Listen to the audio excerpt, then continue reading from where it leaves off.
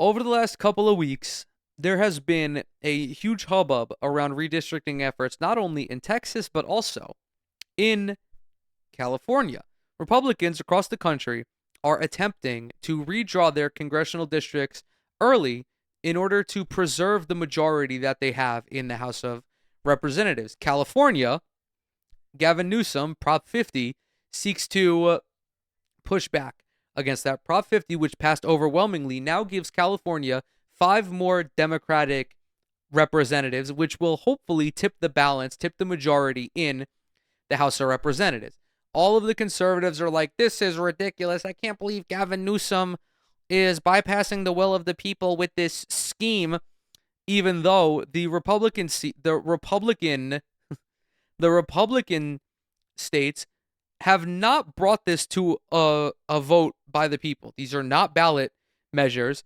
Greg Abbott in Texas did not institute this as a ballot measure. It was voted on in both chambers of Congress and then signed by him into law. Gavin Newsom is going about this more democratically.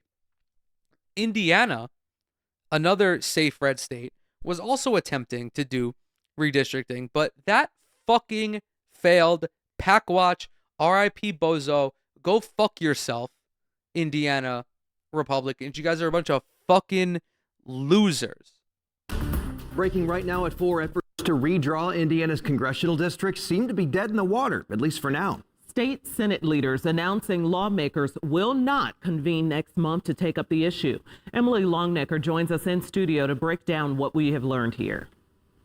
Dustin, Felicia, after months of pressure from the White House, it appears Indiana will not redraw its congressional district. Senate President Rod Bray announced this afternoon they simply do not have the votes to support it. Here's the statement Bray said, quote, over the last several months, Senate Republicans have given very serious and thoughtful consideration to the concept of redrawing our state's congressional maps.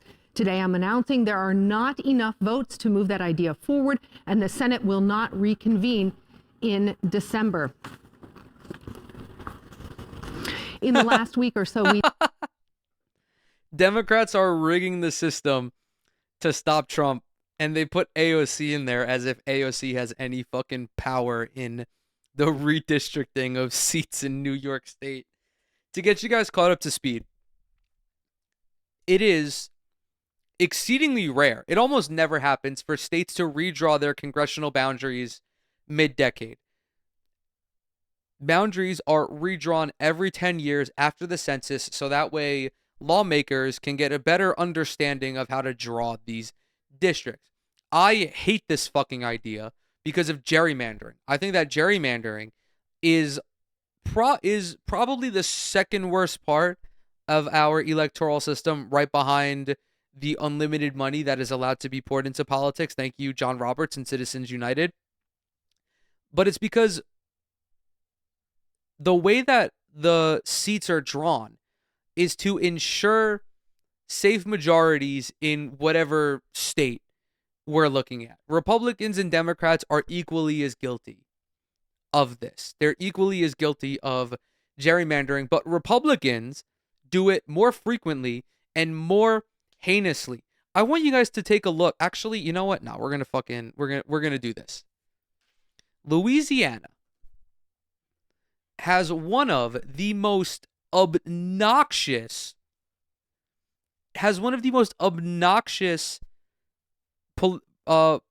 representative maps in the country. Look, this is, I don't know why the colors are flipped. All of this blue, all the blue districts are Republican districts. This one red district is the Democrat district. They did this to concentrate the black vote in one district. Baton Rouge, Shreveport, these are minority cities. These are minority majority cities. If you had these cities in their own districts or in Republican districts, they would likely flip because minorities typically tend to vote more overwhelmingly for Democrats. This is gerrymandering at its worst. In a perfect world, gerrymandering does not exist, and seats for Congress are drawn on a much fairer are drawn on a much fairer basis. Furthermore, another issue with this is that not every state has their maps drawn by independent commissions. New York State does. California, I don't think does. But even still, there were exit polls conducted on this, and an overwhelming majority of people, I think it was like 90% of those polled, wanted an independent commission to draw their maps to ensure fairness. We've seen more GOP senators come out publicly against redistricting. That includes Senator Jean Lysing, who I spoke with today just before the announcement came out. Senator Lysing told me one of the main reasons she's a no is that her constituents overwhelmingly don't want it. I'm doing what I've been sent to the Senate to do, and that is to represent the people in my 7 counties. And clearly, when you have those kind of percentages, 94% to 6%, I mean, what does that mean other than you best be doing what your constituents think you should do? Meanwhile, Governor Braun is clearly not pleased. In a statement this afternoon, he said, quote, "I called for our legislators to convene to ensure Hoosier voices in Washington, D.C. are not diluted by the Democrats' gerrymandering. Our state senators need to do the right thing and show up to vote for fair." Democrats gerrymandering. I'm sorry. Democrats gerrymandering in Indiana.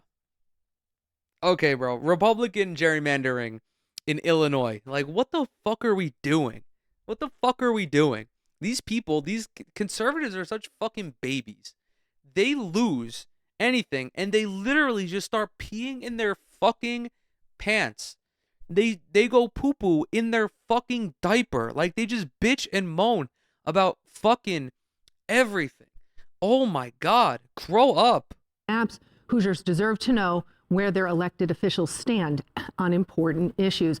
This follows a lot of nationwide money pouring into Indiana this week via text and TV ads, pressuring people to call their senators and urge them to vote yes. And Senator Lysing told me today some of those texts that have come out this week have actually been about her, accusing her of betraying President Trump by planning to vote no on redistricting. She said her grandkids actually received some of the texts and told her, "Stay strong, Grandma." I asked her if there was anything that would change her mind on this, and she said no, that she is the kind of person that when she's committed on an issue, she stays committed. So she was planning to vote no matter what. And it really is a peek into the psychology of Republican lawmakers when they're getting mad at somebody, at a fellow elected official, for doing what her constituents want her to do. When I'm elected to serve in politics, I don't serve the fucking president. I don't serve the Senate. I'm supposed to serve the people who sent me to fucking Congress. And that's what Jean Lysing did in this instance. And you have Republicans who are shitting themselves because, oh my God, God forbid she doesn't do the fucking will of the president. That's not what she's supposed to do. She did the right thing in this instance. If 94% of her constituents wanted her to vote no on this bill or on this measure, she's supposed to vote no. Even if it were 51%,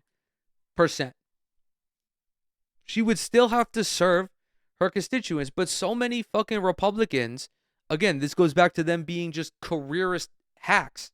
They're looking to advance themselves. And in their mind, the only way that they can advance themselves is by tying themselves to Donald Trump, because they don't have good policy. They're charismaless fucking losers who are unlikable. They literally do not have any sort of skill set outside of being a fucking dick rider. This video that we're going to watch from CBS looks into like just what potential redistricting could look like in the House of Representatives. But I forgot what I was watching. Someone said that they made the point that Republicans can do all of the redistricting that they want. They can change the maps as much as they like. But they still need people to go out and vote for them. just because you change the maps doesn't guarantee you're going to get more votes as a Republican because of how unpopular Donald Trump is right now. And because of how bleak things are in the United States of America, people are recognizing this. They're recognizing the potential recession. They are literally staring down despair. They are standing on their fucking street, looking ahead, and all they see is despair and disappointment because of the fucking Republican Party. The shutdown is another example of this. Democrats can redistrict and gain seats because of the ineptitude of Republicans. And we saw this in Virginia, in New Jersey. The only inspiring Democratic candidate, at least in my estimation, on this past election day was Zoran Mamdani. But even Abigail Spanberger, the fucking the former CIA agent, and Mikey Sherrill, not a CIA agent, but also a milquetoast Democrat, they cleaned the fuck up. They cleaned the fuck up because of Republican incompetence. We're less than a year out from the midterm elections, and CBS News is continuing to follow the battle over redistricting that should shape the balance of power next year. Last week, you'll remember California passed Prop 50 to redraw its congressional map, which could potentially add up to 5 Democratic seats. Several states have recently adopted redistricting measures, too, in an effort to maintain a Republican majority in the House. CBS News Executive Director of Elections and Surveys, Anthony Salvanto, joins us now for more. So, Anthony, what are we looking at here? Okay, so you see the breakdown. You mentioned California plus 5 potential Democratic seats, right? And that, folks will recall, was meant to counter Texas's plus 5 potential Republican seats, okay? Now, you've got these developments lately where there could be another Democratic seat out of Utah after a ruling there, and there could be a couple of Republican seats, maybe 2 or more, if Ohio goes ahead and redraws its districts. On the other hand, last week we saw elections in Virginia. Democrats did very well. They could maybe find 2 more seats for the Democrats in Virginia. Overall, you start to see a theme developing here, which is that this could end up being a wash, right? It could end up where each state, given the control that each party has in that state, could affect some redistricting changes.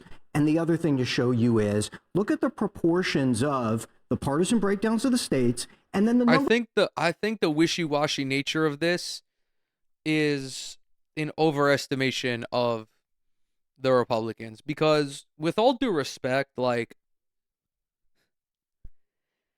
because of the way that the House of Representatives is set up, these larger gains made in the more populous states they matter more than what happens in fucking Ohio or Colorado. That's how the House of Representatives is fucking set up.